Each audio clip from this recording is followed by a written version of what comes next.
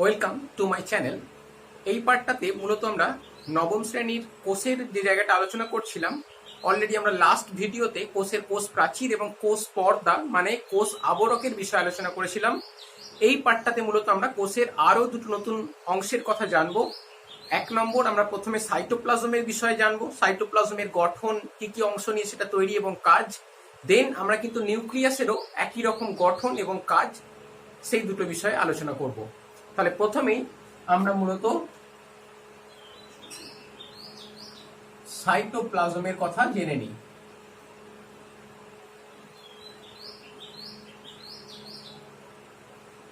সাইটোপ্লাজমের কথা জানতে গেলে আগে আমাদের জানতে হবে যে সাইটোপ্লাজমটা থাকে কোথায়, অর্থাৎ এর অবস্থান যদি বলা হয়, তাহলে এই সাইটোপ্লাজম মূলত কোষ পর্দা ও নিউক্লিয়াসের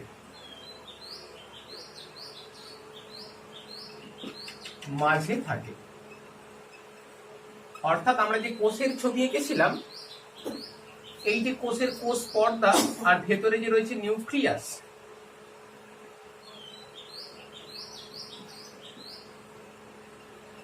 এই নিউক্লিয়াস আর এটা হচ্ছে কোষ পর্দা বা প্লাজমা মেমব্রেন, এই দুটোর মাঝে যে অংশটা রয়েছে, এই টোটাল জায়গাটা জুড়ে কিন্তু সাইটোপ্লাজম অবস্থান করে। এবং এই সাইটোপ্লাজমের সম্পর্কে আমরা বলতে পারি যে এটা হচ্ছে সজীব, কোষের সজীব অনিয়তাকার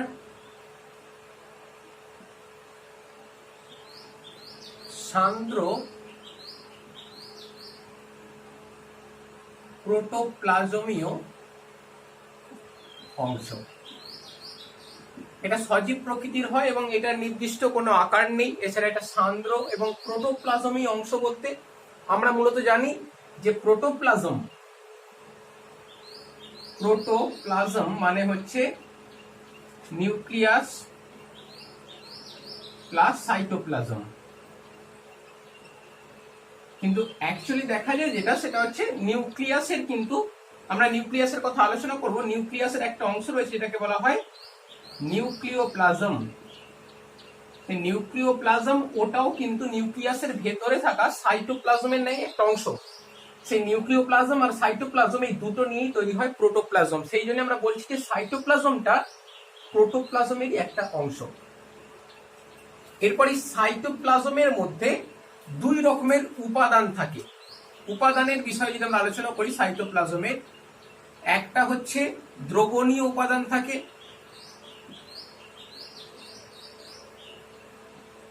বা ট্রু সলিউশন প্রকৃতির, আর একটা থাকে জেলির ন্যায়, যেটাকে জেল বা কোলয়েডাল বলা যেতে পারে। কোলয়েডাল বা এটাকে জেল বলা হয়। তা এই দ্রবণীয় উপাদান যেটা রয়েছে, এই দ্রবণীয় উপাদানটা মূলত তৈরি হয় কি কি নিয়ে না, এই দ্রবণীয় উপাদানের মধ্যে শর্করা থাকে, সুগার যেটাকে বলা হয়।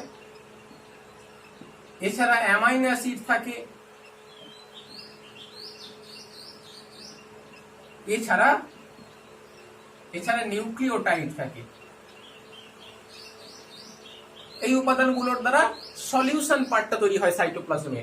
আর সাইটোপ্লাজমের জেলিন ন্যায় অংশটা বা কলয়েডাল যে উপাদানটা থাকে, সেইটা মূলত তৈরি হয় প্রোটিন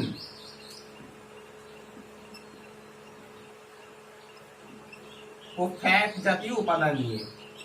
এই হয়ে গেল সাইটোপ্লাজমের কম্পোনেন্ট বলা যেতে পারে। এই দুই ধরনের উপাদান নিয়ে টোটাল কিন্তু সাইটোপ্লাজমটা তৈরি হয়েছে। এবার সাইটোপ্লাজমের যদি আমরা উপাদান থেকে বেরিয়ে এসে গঠনের কথা জানি, তাহলে আমরা জানতে পারবো কি না, সাইটোপ্লাজমের দুটো অংশ। একটা হচ্ছে সাইটোপ্লাজমীয় ধাত্র বা সাইটোপ্লাজমিক ম্যাট্রিক্স, আর একটা হচ্ছে সাইটোপ্লাজমিক স্ট্রাকচার বা সাইটোপ্লাজমীয় গঠন। সেটার মধ্যে কিন্তু কোষ অঙ্গাণুগুলোর কথা পড়ে, যেগুলো আমরা কিন্তু এক এক করে আস্তে আস্তে পড়তে চলেছি।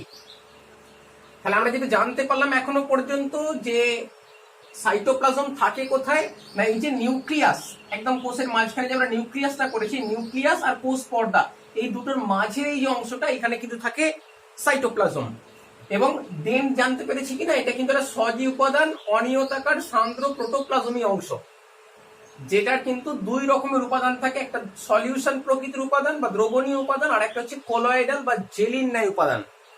এবং সেই সলিউশনটা কি কি উপাদান নিয়ে তৈরি হয়, আবার কলয়েডাল ওটা কি কি নিয়ে তৈরি হয়, সেই বিষয়টা আমরা জেনেছি। এরপর আমরা যেটা বললাম সেটার বিষয়ে আলোচনা করব, অর্থাৎ গঠনের বিষয়ে। গঠন বা স্ট্রাকচার যদি আমরা দেখি সাইটোপ্লাজমে, তাহলে দুটি অংশ রয়েছে। প্রথম যে অংশটা যেটার বিষয়ে আমরা আলোচনা করব সেটা হচ্ছে সাইটোপ্লাজমীয় ধাত্র, বা এটাকে বলা হয় সাইটোসল, বা এটাকে বলা হয় হায়ালোপ্লাজম, বা এটাকে সাইটোপ্লাজমিক ম্যাট্রিক্সও বলা হয়। তাহলে একটাই অংশের বিভিন্ন রকম কিন্তু নামকরণ করা হয়েছে। এই যে সাইটোপ্লাজমীয় ম্যাট্রিক্স, এই সাইটোপ্লাজমীয় ম্যাট্রিক্সটার মধ্যেই মূলত দ্বিতীয় যে উপাদানটা সেটা থাকে। সাইটোপ্লাজমীয় ম্যাট্রিক্স মানে কিন্তু টোটাল পার্টটা, মানে ধাত্র, তার উপরে যেসব বিষয়গুলো থাকে সেইটাই হচ্ছে সাইটোপ্লাজমের দ্বিতীয় অংশ, যেটাকে বলা হয় সাইটোপ্লাজমীয় গঠন বা সাইটোপ্লাজমিক স্ট্রাকচার, যার মধ্যে পড়ে কোনগুলো, যার মধ্যে পড়ে কিন্তু কোষ অঙ্গাণুগুলো। কোষ অঙ্গাণু বা সেল অর্গানেলিস যেটাকে বলা হয় সেইটা পড়ে। তাহলে দেখতে পাচ্ছি যে টোটাল সাইটোপ্লাজমটা থাকছে নিউক্লিয়াস আর কোষ পর্দার মাঝে। সেই সাইটোপ্লাজমের মধ্যে দুটো স্ট্রাকচার রয়েছে, একটা হচ্ছে ম্যাট্রিক্স পার্ট বা ধাত্র, আর সেই ধাত্রটার উপরে যেসব ছোট ছোট ছোট ছোট পার্ট গুলো ছড়িয়ে ছিটিয়ে রয়েছে সেইগুলোকে বলা হয় সাইটোপ্লাজমিক স্ট্রাকচার, যার মধ্যে কোষ অঙ্গাণু বা সেল অর্গানেলিস পড়ে। এবং সেই কোষ অঙ্গাণুগুলোর কথা আমরা এক এক করে পড়বো, যেখানে নিউক্লিয়াস রয়েছে, মাইটোকন্ড্রিয়া আছে, ক্লোরোপ্লাস্ট রয়েছে, এরকম আরো বেশ কিছু কোষ অঙ্গাণু কিন্তু থাকে। এছাড়া দেখতে পাওয়া যায় কিনা সাইটোপ্লাজমের মধ্যে, এই যে সাইটোপ্লাজমের যে ম্যাট্রিক্স পার্টটা রয়েছে সেখানে কোষ অঙ্গাণুগুলো ছাড়াও আর কি দেখতে পাবো, আর দেখতে পাবো কিন্তু যেটাকে বলা হয় সাইটোপ্লাজমীয় কঙ্কাল, বা এটাকে বলা হয় সাইটোস্কেলিটন। সাইটোস্কেলিটন কি না, সাইটোপ্লাজমে ছড়িয়ে ছিটিয়ে থাকা প্রোটিন নির্মিত সূক্ষ্ম নলাকার গঠন, এইগুলো কি বলা হয় কিন্তু সাইটোস্কেলিটন বা সাইটোপ্লাজমীয় কঙ্কাল, যেটা মূলত সেলের যে শেপ, আকৃতি, সেই আকৃতিটা কিন্তু বজায় রাখতে সাহায্য করে। এছাড়া আমাদের আর একটা বিষয় খেয়াল করতে হবে, সেটা হচ্ছে এই যে কোষের সাইটোপ্লাজমটা দেখতে পাচ্ছি, সাইটোপ্লাজমের ক্ষেত্রে আমরা দেখতে পাই কি না এর দুটো কিন্তু আবার পার্ট রয়েছে, দুটো অংশ। একটা হচ্ছে কোষের পরিধির দিকে থাকা অংশ, বা বলতে পারি কোষ পর্দা সংলগ্ন অংশ। এই বাইরের দিকে যে কোষ পর্দা সংলগ্ন অংশ, এই অংশটাকে বলা হয় কি না, এটাকে বলা হয় এক্টোপ্লাজম। এক্টোপ্লাজম বা এটাকে কর্টেক্স পার্টও বলা হয়ে থাকে। এক্টোপ্লাজম বা কর্টেক্স পার্ট বলা হয়। এবং এই এক্টোপ্লাজম এটা কিন্তু হয় অদানাদার প্রকৃতির, তার মানে এখানে দানাবিহীন অংশ এটা। আর নিউক্লিয়াসের সংলগ্ন মানে এই ভেতরের দিকে যে অংশটা থাকে, কোষের পরিধির দিকে সাইটোপ্লাজমীয় অংশটাকে বলা হলো এক্টোপ্লাজম। আর নিউক্লিয়াসের সংলগ্ন মানে বলতে পারি কোষের কেন্দ্রের দিকে যে অংশটা রয়েছে, এই অংশটাকে বলা হয় এন্ডোপ্লাজম, বা এটা কিন্তু দানাদার প্রকৃতির। আমরা দেখতে পাচ্ছি কোষের মধ্যে সাইটোপ্লাজমের অবস্থান অনুযায়ী দুটো ভাগ করা হয়েছে। কোষ পর্দার দিকে বা কোষের পরিধির দিকে যেটা রয়েছে সেই অদানাদার প্রকৃতির সাইটোপ্লাজমীয় অংশটাকে বলা হচ্ছে এক্টোপ্লাজম বা কর্টেক্স পার্ট। আর নিউক্লিয়াসের সংলগ্ন যে অংশটা রয়েছে এই অংশটাকে বলা হয় কিন্তু এন্ডোপ্লাজম বা দানাদার, মানে এটা দানাদার প্রকৃতির অংশ।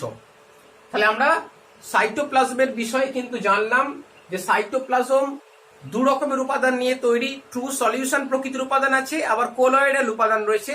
এছাড়া সাইটোপ্লাজমের গঠনটা পড়তে গিয়ে আমরা জানলাম দুটো পার্ট সাইটোপ্লাজমের, একটা হচ্ছে ম্যাট্রিক্স পার্ট আর একটা হচ্ছে সাইটোপ্লাজমিক স্ট্রাকচার পার্ট। এই ম্যাট্রিক্স এর মধ্যেই কিন্তু টোটাল সাইটোপ্লাজমের বিভিন্ন গঠনগুলো দেখতে পাওয়া যায়, যার মধ্যে কোষ অঙ্গাণুগুলো তো আছেই, এছাড়া কিন্তু বেশ কিছু সূক্ষ্ম প্রোটিন নির্মিত তন্তুর ন্যায় গঠন দেখতে পাচ্ছি, যেগুলোকে বলা হয় সাইটোস্কেলিটন বা সাইটোপ্লাজমীয় কঙ্কাল বলা যেতে পারে। এরপর আমাদের জানার পালা যে ঠিক আছে এই দুটো পার্ট নিয়ে সাইটোপ্লাজম তৈরি হয়, এবং আমরা লাস্টে আরো একটা পার্ট পড়লাম যে নিউক্লিয় পর্দার দিকে কোষ পর্দার সংলগ্ন সাইটোপ্লাজমটাকে বলা হচ্ছে এক্টোপ্লাজম বা বহিঃসাইটোপ্লাজম, আর নিউক্লিয়াসের সংলগ্ন মানে কোষের কেন্দ্রের দিকে যে সাইটোপ্লাজমটা আছে সেটাকে বলা হচ্ছে এন্ডোপ্লাজম, যেটা দানাদার প্রকৃতির হয় ওটাকে অন্তঃসাইটোপ্লাজম আমরা বলতে পারি। এরপর কিন্তু আমরা যেটা জানবো সেটা হচ্ছে সাইটোপ্লাজমের কাজের বিষয়ে জানবো। সাইটোপ্লাজমের কাজ কি না, 1 নম্বর হচ্ছে বিভিন্ন প্রকার বিপাকীয় ক্রিয়া, বিভিন্ন প্রকার বিপাকীয় ক্রিয়া নিয়ন্ত্রণ করা, এবং সেই বিপাকীয় ক্রিয়াগুলোর মধ্যে একটা ক্রিয়া যেটার কথা আমাদের অবশ্যই বলতে হয় সেটা হচ্ছে গ্লাইকোলাইসিস। আমরা পরবর্তী ক্ষেত্রে যখন রেসপিরেশন বা শ্বসনের কথা পড়ব তখন আমরা গ্লাইকোলাইসিসের কথা পড়ব। সেই গ্লাইকোলাইসিস প্রক্রিয়াটা যেখানে গ্লুকোজ থেকে পাইরুভিক অ্যাসিড তৈরি হয়, সেই প্রক্রিয়াটা কিন্তু কোষের সাইটোপ্লাজমে সম্পন্ন হয় এবং এটা একটা বিপাকীয় ক্রিয়া। আমরা বলতে পারি যে বিপাকীয় ক্রিয়া নিয়ন্ত্রণ করা। 2 নম্বরে শুধু বিপাকীয় নয়, শারীরবৃত্তীয় যে ক্রিয়াগুলো হয়, যেমন সালোক সংশ্লেষ বলতে পারি, পুষ্টি প্রক্রিয়া, এই সমস্ত ক্রিয়াগুলো কিন্তু নিয়ন্ত্রণ করে সাইটোপ্লাজম। এছাড়া 3 নম্বরে আমরা বলতে পারি যে গমনে সাহায্য করে, যেমন এই সাইটোপ্লাজমের মধ্যে যে সল এবং চেল 2 রকমের উপাদান আছে, এই দুটো উপাদানের ডিস্ট্রিবিউশনের তারতম্যের মাধ্যমে কিন্তু অ্যামিবার ক্ষেত্রে আমরা স্পেশালি বলতে পারি অ্যামিবা একটা এককোষী অনিয়তাকার জীব, সেই অ্যামিবার ক্ষণপদ বা সিউডোপোডিয়া গঠন করতে সাহায্য করে। তাহলে অ্যামিবার ক্ষণপদ বা সিউডোপোডিয়া গঠনের মাধ্যমে গমনে সাহায্য করছে। আর 4 নম্বর কাজে বলতে পারি যে কোষের গুরুত্বপূর্ণ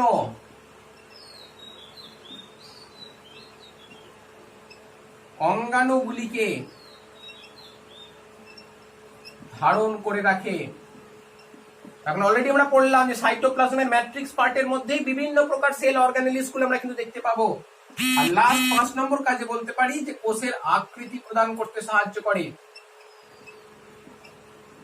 তারপর আমরা পড়লাম যে সাইটোপ্লাজমের ম্যাট্রিক্স পার্টে বেশ কিছু প্রোটিন নির্মিত সূক্ষ্ম নলাকার গঠন রয়েছে, যেগুলোকে সাইটোস্কেলিটন বা সাইটোপ্লাজমীয় কঙ্কাল বলা হচ্ছে। সেইগুলো গোটা সেলটার শেপটা মেনটেন করতে সাহায্য করে। এই হয়ে গেল সাইটোপ্লাজমের কাজ। তার মানে আমরা কোষ পর্দার ভেতরে থাকা যে সজীব অংশটা, যেটাকে আমরা প্রোটোপ্লাজমীয় অংশ বলেছি, কেন ওটা প্রোটোপ্লাজমের একটা অংশ, সেই অংশটার গঠন এবং তার কাজের বিষয় জেনে নিলাম। এরপর নেক্সট পার্টটাতে আমরা যেটা আলোচনা করব সেটা হচ্ছে নিউক্লিয়াসের বিষয়ে, নিউক্লিয়াসের গঠন এবং কাজের বিষয়ে। তবে সেই নিউক্লিয়াসের গঠন এবং কাজের বিষয়ে আলোচনা করার পূর্বে আমাদের এখানে আর একটা ছোট্ট বিষয় জেনে রাখতে হবে, যেটা শর্ট কোয়েশ্চেন আকারে প্রশ্ন আসতে পারে। সেটা হচ্ছে সাইক্লোসিস। সাইক্লোসিসটা কি না, সাইক্লোসিস হচ্ছে সাইটোপ্লাজমের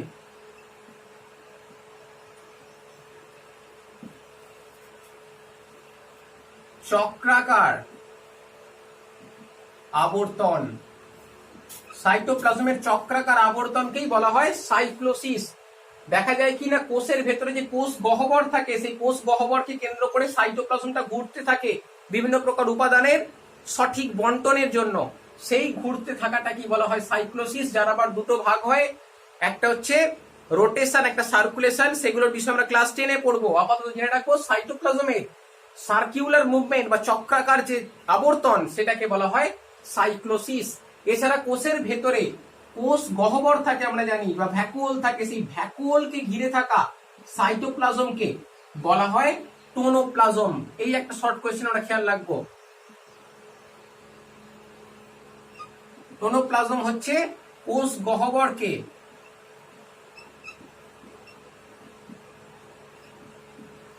ঘিরে থাকা সাইটোপ্লাজম। কোষ গহ্বরকে ঘিরে যে সাইটোপ্লাজম থাকে তাকে টোনোপ্লাজম বলা হয়। এরপর মূলত আমরা নিউক্লিয়াসের বিষয়ে আলোচনা শুরু করব। নিউক্লিয়াস, এই নিউক্লিয়াসকে বলা হয় কোষের মস্তিষ্ক। তার কারণ কোষের সমস্ত কার্যকলাপ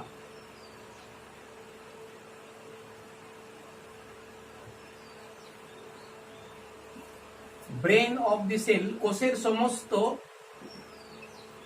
কার্যকলাপ নিয়ন্ত্রণ করে, সেই জন্য কোষের মস্তিষ্ক বলা হয়। সেই নিউক্লিয়াসের বিষয়ে কিন্তু আমরা আলোচনা করব।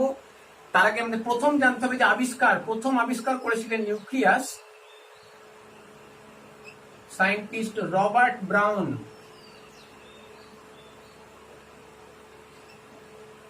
ইনি প্রথম কিন্তু নিউক্লিয়াস আবিষ্কার করলেন, এবং নিউক্লিয়াসটা হচ্ছে প্রোটোপ্লাজমের, আমরা আগে আলোচনা করেছি, প্রোটোপ্লাজম হচ্ছে নিউক্লিয়াস এবং সাইটোপ্লাজম, এই দুটো অংশকে বলা হয়। যদি অ্যাকচুয়ালি নিউক্লিয়াস এর একটা পার্টিকুলার পার্ট নিয়ে প্রোটোপ্লাজম তৈরি হয়, সেটার বিষয়ে আমরা জেনে নেব।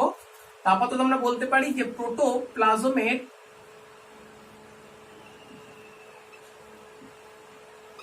কেন্দ্রে থাকা উচ্চ ঘনত্বযুক্ত, এছাড়া ক্রোমাটিন সমন্বিত অংশ হচ্ছে নিউক্লিয়াস। তাহলে নিউক্লিয়াস একদম কোষের প্রোটোপ্লাজমের কেন্দ্রে থাকে, এবং এটা খুবই উচ্চ ঘনত্বযুক্ত এবং ক্রোমাটিন সমন্বিত একটা অংশ। এই নিউক্লিয়াস কিন্তু মাথায় রাখতে হবে, একটা কোষে একটা থাকতে পারে, দুটো থাকতে পারে, আবার বহু থাকতে পারে, আবার নাও থাকতে পারে। তা প্রথমে আমাদের জানতে হবে যখন নিউক্লিয়াস অনুপস্থিত, সংখ্যার উপর বিচারটা করছি আমরা এখন। সংখ্যার উপর বিচার করলে দেখা যায় যখন অনুপস্থিত থাকে তখন সেটাকে বলা হয় নিউক্লিয়াস বিহীন কোষ বা ইনিউক্লিয়েটেড সেল। এবং পরীক্ষায় প্রশ্ন আসতে পারে যে নিউক্লিয়াস অনুপস্থিত এমন একটা কোষের কথা বলো যে নিউক্লিয়াস বিহীন কোষ, তাহলে কিন্তু আমরা স্তন্যপায়ী শ্রেণীর প্রাণীদের দেহে থাকা আরবিসির কথা বলতে পারি, রেড ব্লাড কর্পাসকলস বা লোহিত রক্তকণিকা, ওটা কিন্তু নিউক্লিয়াস বিহীন একটা কোষ। এছাড়া আমরা সিবনলের কথা বলতে পারি, সিবনল যেটা কিন্তু ফ্লোয়েমের একটা উপাদান, সেই সিবনলও কিন্তু নিউক্লিয়াস বিহীন কোষ। এছাড়া আমরা অনুচক্রিকার কথা বলতে পারি, অনুচক্রিকাও কিন্তু একটা নিউক্লিয়াস বিহীন রক্তকোষ, তাহলে বা রক্তকণিকা বলা যেতে পারে। তাহলে আমরা দেখতে পেলাম কি না, নিউক্লিয়াস কিন্তু একটা কোষে নাও থাকতে পারে, তখন সেই কোষটাকে বলা হয় ইনিউক্লিয়েটেড সেল। উদাহরণ বলে আমরা আরবিসি, সিবনল, অনুচক্রিকার কথা বলবো। একটা থাকলে তখন সেটাকে মনোনিউক্লিয়েটেড বলা হয়, দুটো থাকলে বাইনিউক্লিয়েটেড বলা হয়। যখন অসংখ্য থাকে, আমাদের এই দুটো বিষয় ভালো করে জানতে হবে। অসংখ্য থাকে মানে অনেকগুলো রয়েছে, তখন সেই কোষটাকে দুটো বলা যেতে পারে টার্ম। এক হচ্ছে সিনোসাইট, আর একটা হচ্ছে সিনসাইটিয়াম। সিনোসাইট মূলত যখন উদ্ভিদ কোষ হয়, অনেকগুলো নিউক্লিয়াস যুক্ত, বা উদ্ভিদ বা কোনো প্রোটিস্ট মানে প্রোটিস্টা রাজ্যের অন্তর্গত কোন একটা জীবের দেহের কোষে যদি অনেকগুলো নিউক্লিয়াস থাকে, অসংখ্য নিউক্লিয়াস, তখন সেটাকে সিনোসাইট বলা হয়। আর যদি একটা প্রাণী কোষে অসংখ্য নিউক্লিয়াস থাকে, একটা অ্যানিম্যাল সেলে, তখন সেই সেলটাকে বলা হয় কিন্তু সিনসাইটিয়াম। দুটো টার্ম খুব ভালো খেয়াল রাখতে হবে, এটাও প্রশ্নের আকারে কিন্তু পরীক্ষাতে এসে থাকে। আর নিউক্লিয়াসের শেপের কথা যদি বলি, শেপটাও কিন্তু ভ্যারিয়েবল, বিভিন্ন রকম শেপের হতে পারে। কখনো দেখা যায় গোলাকার হয়, কখনো হয় ডিম্বাকার, কখনো আবার দেখতে পাওয়া যাচ্ছে কিডনি শেপ। কিডনির ন্যায় আকৃতি বা বৃক্কের ন্যায় আকৃতি বিশিষ্ট হচ্ছে, আরো বিভিন্ন রকমের শেপের কিন্তু হতে পারে। তা আমরা নেক্সট যে বিষয়টা জানবো, নিউক্লিয়াসের আকৃতি তো জানলাম বিভিন্ন রকমের হতে পারে, আমরা মূলত বিভিন্ন অংশের কথা পড়বো। নিউক্লিয়াসের প্রধানত 4টে অংশ, বা ওটাকে আমরা 5টাও বলতে পারি, তবে মেইনলি কিন্তু 4টে অংশ। সেই বিভিন্ন অংশের কথা পড়ে নেবো। তার মানে আমরা কিন্তু নিউক্লিয়াসের গঠনের বিষয়ে জেনে নিচ্ছি, স্ট্রাকচারটার বিষয়ে।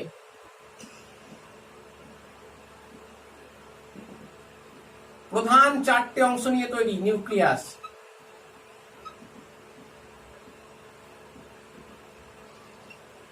এক নম্বরে রয়েছে নিউক্লিয় পর্দা, বা এটাকে ক্যারিওথিকা বলা হয়। তার কারণ ক্যারিয়ন মানি হচ্ছে নিউক্লিয়াস। তাহলে 1 নম্বরে আমরা জেনে নিলাম কি, 1 নম্বরে হচ্ছে নিউক্লিয় পর্দা বা ক্যারিওথিকা। 2 নম্বর অংশটা হচ্ছে নিউক্লিওলাস। 3 নম্বর অংশ হচ্ছে নিউক্লিওপ্লাজম। 4 নম্বর হচ্ছে নিউক্লিয় জালক। নিউক্লিয় পর্দা, নিউক্লিওলাস, নিউক্লিওপ্লাজম, নিউক্লিয় জালক। আর একটা যে অংশ রয়েছে সেটাকে আমরা 5 নম্বরে বলতে পারি, বা ওই অংশটা এই পর্দাটার উপরই দেখা যায়। তাই এখানে আমরা বলতে পারি যে ওখানে আমরা একটা বিশেষ অংশ করবো, যদিও আমরা এটাকে নিচে আলাদা একটা পয়েন্ট করে নিচ্ছি, সেটা হচ্ছে নিউক্লিয় ছিদ্র। যদিও নিউক্লিয় ছিদ্রটা কিন্তু এই নিউক্লিয় পর্দারই একটা অংশ বলা যেতে পারে, ওটার মধ্যেই ওটা পড়ে যায়। তাহলে যদি ছবিটা আঁকি তাহলে এই 4টে অংশের বিষয়ে ক্লিয়ার করে নিতে পারবো। তারপর আমরা কাজে চলে যাব। তার নিউক্লিয়াসের ছবিটা দেখলে আমরা দেখতে পাবো যে এই যে প্রথমে নিউক্লিয় পর্দা বা ক্যারিওথিকার কথা বলা হয়েছে, এই পর্দাটা কিন্তু দ্বিস্তরীয় বা বাই লেয়ার, অর্থাৎ দুটো কিন্তু স্তর নিয়ে তৈরি হয়েছে, যার মধ্যে এই বাইরের দিকে থাকা স্তরটাকে বলা হয় বহির্নিউক্লিয় পর্দা,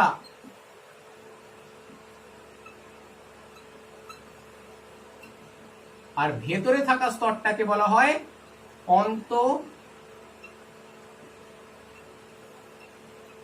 নিউক্লিয় পর্দা। আর এই দুটোকে একসঙ্গে বলা হয় ক্যারিওথিকা। এবং দেখা যাচ্ছে কি না, দুটো পর্দার মাঝখানে কিন্তু একটা স্পেস রয়েছে, এই মাঝখানে থাকা ফাঁকা জায়গাটাকে বলা হয় পেরি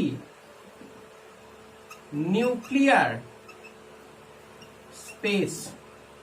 পেরি নিউক্লিয়ার স্পেস বা পরি নিউক্লিয় স্থানও বলা যেতে পারে। এবং আমরা যদি দেখি তাহলে নিউক্লিয় পর্দাটা আমরা দেখতে পাচ্ছি বাই লেয়ার, দ্বিস্তরীয়, দুটো স্তর, বাইরের স্তরটাকে বহির্নিউক্লিয় পর্দা, ভেতরটাকে অন্তঃনিউক্লিয় পর্দা। এবং এই স্তরগুলোর মাঝে মাঝে কিন্তু দেখতে পাচ্ছি ছিদ্র রয়েছে, যদিও এখানে অ্যাকচুয়ালি এরকম টিউবের মতন একটা করে স্ট্রাকচার থাকে, তার ভেতরে কিন্তু লিউমেনটা বা ছিদ্রটা আমরা দেখতে পাচ্ছি। এই টিউব লাইক স্ট্রাকচার গুলোকে বলা হয় অ্যানিউলাস, যার মধ্যে কিন্তু ওই পোর বা ছিদ্রটা রয়েছে। তাহলে এই ভেতরের ছিদ্রটাকে আমরা বলছি নিউক্লিয় ছিদ্র। এবং এই নিউক্লিয় ছিদ্রের কাজ হচ্ছে এই নিউক্লিয়াসের ভেতরের অংশটার সঙ্গে কোষের যে সাইটোপ্লাজম আছে সেই দুটো অংশের মধ্যে সংযোগ স্থাপন করা বা যোগাযোগ স্থাপন করা, এটা হচ্ছে নিউক্লিয় ছিদ্রের কাজ। এই যে টিউব লাইক স্ট্রাকচার দেখতে পাচ্ছি, ওই টিউবটাকে বলা হয় অ্যানিউলাস। এটা আমাদের খেয়াল রাখতে হবে, অ্যানিউলাস বলা হয়, অ্যানিউলাস। তার ভেতরে লুমেনটা রয়েছে, যেটাকে আমরা নিউক্লিয় ছিদ্র বলছি, যার দ্বারা কোষের নিউক্লিয়াস এবং সাইটোপ্লাজম একটা সংযোগ স্থাপন করতে পারে। এছাড়া 2 নম্বরে যদি চলে আসি নিউক্লিয় লাসের বিষয়ে, সেকেন্ড স্ট্রাকচার, নিউক্লিয় পর্দা জেনেছি, দ্বিতীয় নিউক্লিয় লাস। তাহলে দেখবো নিউক্লিয়াসের ভেতরে একটা খুবই সবচেয়ে ঘন, নিউক্লিয়াসের সবচেয়ে ঘন এই যে অংশটা রয়েছে, যেটা গাঢ় রঞ্জকে রঞ্জিত হয়, এটা কি বলা হয়? নিউক্লিয় লাস। এটা গাঢ় রঞ্জকে রঞ্জিত হয়।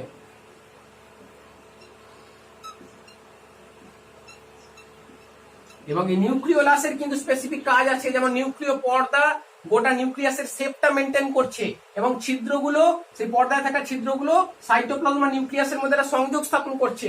নিউক্লিওলাসের একটা স্পেসিফিক কাজ আছে, সেটা হচ্ছে আরএনএ অর্থাৎ রাইবোজোমাল আরএনএ গঠন করে এবং এই গঠনের মাধ্যমে যেটা করতে পারে, আরএনএ তৈরি করা মানে আলটিমেটলি রাইবোজোম গঠন করতে পারে। রাইবোজোম গঠনে অংশ নেয় এই নিউক্লিওলাস এবং এই নিউক্লিওলাস ক্রোমোজোমের যে অংশটা এই জায়গাটা দেখতে পাওয়া যায় বা যে অংশটা এটার সঙ্গে যুক্ত, সেই অংশটাকে বলা হয় নর, যার পুরো নাম নিউক্লিওলার অর্গানাইজার রিজিয়ন। এই হলো নিউক্লিওলাস। তৃতীয় বিষয়টা যদি আসি নিউক্লিওপ্লাজম। আমরা পড়েছি যে নিউক্লিয় পর্দা নিউক্লিয়াসের মাঝে সাইটোপ্লাজম থাকে এবং সেই সাইটোপ্লাজমের ম্যাট্রিক্স পার্ট একটা রয়েছে। তাই নিউক্লিয়াসের ভেতরেও কিন্তু সেই সাইটোপ্লাজমের ম্যাট্রিক্সের না একটা উপাদান রয়েছে, যে উপাদানটাকে বলা হয় নিউক্লিওপ্লাজম। এবং অ্যাকচুয়ালি এই যে ম্যাট্রিক্সের অংশটা রয়েছে, জেলির মতন যে পদার্থটা আছে যেটাকে নিউক্লিওপ্লাজম বলছি, যে প্লাজম রয়েছে, নিউক্লিওপ্লাজমের সঙ্গে যখনই সাইটোপ্লাজম যুক্ত হয় তখনই তৈরি হয় প্রোটোপ্লাজম নামক অংশটা কোষের। খুব ভালো করে খেয়াল করতে হবে, নিউক্লিয়াসে নিউক্লিওপ্লাজম আর সাইটোপ্লাজম দুটোকে একত্রে বলা হয় কোষের প্রোটোপ্লাজম। তার মানে আমরা কিন্তু নিউক্লিওপ্লাজমের ব্যাপারটাও জেনে নিলাম। এই নিউক্লিওপ্লাজমের মধ্যে থাকে কিন্তু ডিএনএ সংশ্লেষকারী বিভিন্ন উৎসেচক, ডিএনএ সংশ্লেষকারী এনজাইম গুলো থাকে। এছাড়া এখানে ম্যাগনেসিয়াম 2+ আয়ন, ম্যাঙ্গানিজ 2+ আয়ন থাকে। দেন আমরা যদি নিউক্লিয় জালকে আসি তাহলে দেখতে পাবো কিনা নিউক্লিয়াসের ভেতরে বেশ কিছু রকম জালের ন্যায় গঠন রয়েছে। এই যে জালের ন্যায় গঠনগুলো আমরা দেখতে পাচ্ছি নিউক্লিয়াসের ভেতরে, এই জালের ন্যায় গঠনগুলোকেই বলা হয় মূলত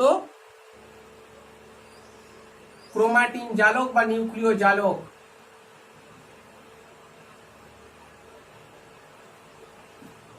এবং এই নিউক্লিয় জালক এর মধ্যে মূলত থাকে ডিএনএ প্লাস হিস্টোন প্রোটিন। এই দুটো উপাদান নিয়ে মূলত ক্রোমাটিন জালকগুলো তৈরি হয়েছে। যে ডিএনএটা কিন্তু ওর ভেতরে আবার যে ছোট ছোট পার্ট গুলো আছে সেগুলোকে বলা হয়ে থাকে জিন। ডিএনএর একটা ক্ষুদ্র অংশ যার মধ্যে একটা বিশেষ সংকেত রয়েছে, সেটা কি বলা হয় জিন, যেটা কিন্তু বংশগতির ধারক এবং বাহক হিসেবে কাজ করে। তাহলে আমরা লাস্ট অংশ যেটার বিষয় পড়লাম সেটা হচ্ছে নিউক্লিওপ্লাজমে থাকা জালের ন্যায় গঠনগুলোকে নিউক্লিয় জালক বলে, যেটা ডিএনএ এবং হিস্টোন প্রোটিন এই দুটো অংশ নিয়ে মূলত তৈরি হয়েছে। এবং এই ডিএনএ এর মধ্যেই যে ছোট ছোট অংশগুলো আছে সেগুলোকে বলা হয় জিন। তার মানে নিউক্লিয়াসের কাজ বলতে এক নম্বর হচ্ছে রাইবোজোম গঠনে সাহায্য করে। আমরা পড়লাম যে নিউক্লিয়াসের মধ্যে থাকা নিউক্লিওলাস আরএনএ গঠনের মাধ্যমে রাইবোজোম গঠন করে এবং সেই রাইবোজোম কিন্তু আবার প্রোটিন ফ্যাক্টর হিসেবে কাজ করে, বিভিন্ন প্রকার প্রোটিন সংশ্লেষে কাজ করে, যে প্রোটিনগুলো কিন্তু কোষের বিভিন্ন ক্রিয়াকলাপ নিয়ন্ত্রণ করার জন্য দরকার। তার মানে রাইবোজোম গঠন করা একটা গুরুত্বপূর্ণ ভূমিকা বলা যেতে পারে নিউক্লিয়াসে। এছাড়া 2 নম্বরে বলতে পারি বংশগতির ধারক এবং বাহককে ধারণ করে। আমরা জানি বংশগতির ধারক এবং বাহক হচ্ছে জিন, আর সেই জিন হচ্ছে ডিএনএ এর ছোট ছোট অংশগুলো, আর সেই ডিএনএটাই রয়েছে কিন্তু নিউক্লিয়াসের নিউক্লিয় জালক বা ক্রোমাটিন জালক নামক অংশটার মধ্যে। তাই বংশগতির ধারক এবং বাহক হিসেবে নিউক্লিয়াস কাজ করে, এটা আমরা বলতে পারি। এছাড়া আমরা বলতে পারি কোষের সমস্ত কার্যকলাপ, একটা কোষে যত কোষ অঙ্গাণু আছে তারা যে সমস্ত ক্রিয়াকলাপ করে সবের নিয়ন্ত্রণে কিন্তু নিউক্লিয়াসের একটা ভূমিকা আছে। নিউক্লিয়াস বিভিন্ন রকম ভাবে সেই অঙ্গাণুগুলোর কাজ করতে সাহায্য করে। এছাড়া কোষ বিভাজনে সাহায্য করাও কিন্তু নিউক্লিয়াসের একটা গুরুত্বপূর্ণ কাজ। তার কারণ একটা কোষ যখন বিভাজিত হয় তখন কোষের মধ্যে থাকা নিউক্লিয়াসটা যে নিউক্লিয় জালিকা, সেই নিউক্লিয় জালিকাগুলো ক্রোমোজোম গঠন করে, সেই ক্রোমোজোম গঠনের মাধ্যমে কোষ বিভাজনে অংশ নেয়। এটাও কিন্তু নিউক্লিয়াসের একটা গুরুত্বপূর্ণ কাজ। তাহলে আমরা নিউক্লিয়াসের বেশ কয়েকটা ইম্পর্টেন্ট কাজ জেনে নিলাম এবং আমরা গঠন বা পরাণু গঠন যেটাকে বলা হয় সেই আল্ট্রাস্ট্রাকচারের বিষয় জেনে নিয়েছি। এরপর আমরা নিউক্লিয়াস এবং সাইটোপ্লাজম এই দুটো বিষয় জেনে নেওয়ার পর পরের ভিডিওতে নতুন আবার দুটো কোষাঙ্গাণুর বিষয়ে আমরা আলোচনা করব।